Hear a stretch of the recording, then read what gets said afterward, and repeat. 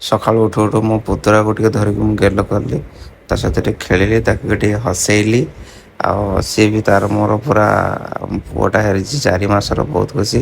ତାର ବାପୁନେଇର ମୋର ବାହାରି ପଡ଼ିଲୁ ଟିକେ ବୁଲାବୁଲି ପାଇଁ। ବାପୁନେଇ ତାଙ୍କ 17 ସିଟରର ଯେଉଁ ଡ୍ରାଇଭର ଯିଏ ତାକୁ କିଛି ପଇସା ପତ୍ର ଦେଇକି ଆସିଲେ।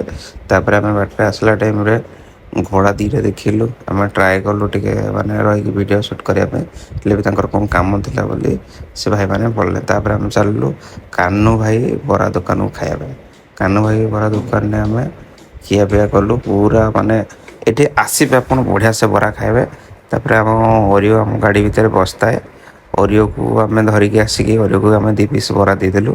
ସିଏ ବି ପୁରା ଆରାମସେ ବରା ଖାଇଲା। ସେ ବରା ନାହିଁ, ସେ ଘାସ ବି ଖାଉଛି। ମାନେ ବିଶ୍ୱାସ କରିବନି, ଘାସ ମାନେ ଫଳ ମୂଳ ଏସବୁ ଜିନିଷ ଖାଉଛି। ଆଉ ଆଇଁଷ ତ ଖାଉଛି, କିନ୍ତୁ ଯାହା ଦେବେ ସିଏ ଖାଇବ, ସେଥିରେ ତାର ମନା କରିବାର ନାହିଁ।